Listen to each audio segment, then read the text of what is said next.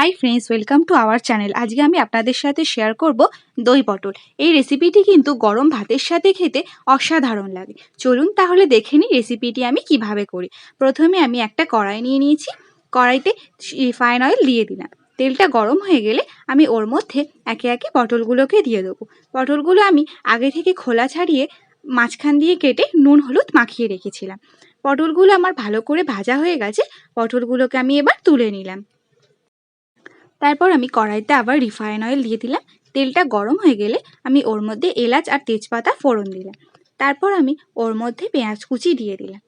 তারপর ওর মধ্যে টমেটো কুচি আর স্বাদ মতো নুন দিয়ে হালকা নাড়াচাড়া করে নেব। পেঁয়াজ আর টমেটোটা একটু ভাজা হয়ে গেলে আমি চিনি দিয়ে দেবো। তারপর আমি একে একে সব মশলাগুলো দিয়ে দেবো।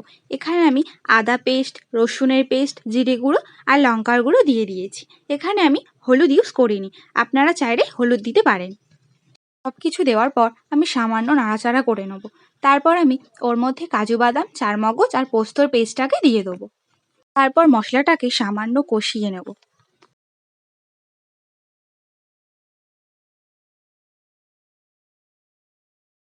মশলা থেকে তেল ছেড়ে এলে আমি টক দইটা দিয়ে দেবো। টক দইটা আমি আগে থেকে নুন দিয়ে ফেটিয়ে রেখেছিলাম।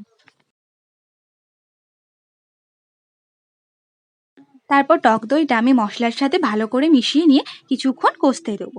তারপর আমি ওর মধ্যে আগে থেকে ভেজে রাখা পটলগুলোকে দিয়ে দেবো।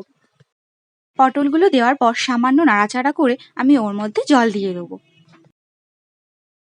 জল দেওয়ার পর আমি 3 থেকে 4 মিনিট মতো ফুটতে দেবো। পটলের সাথে গ্রেভিটা খুব ভালোভাবে মিশে গেলে আমি নামানোর আগে ওর মধ্যে 1 চামচ গরম মশলা গুঁড়ো আর 1 চামচ ঘি দিয়ে হালকা নাড়াচাড়া করে আমি নামিয়ে নেবো।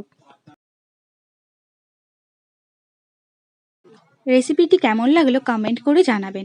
আর ভালো লাগলে লাইক শেয়ার সাবস্ক্রাইব করে পাশে থাকবেন। আর অবশ্যই কিন্তু এই রেসিপিটি একবার ট্রাই করে দেখবেন।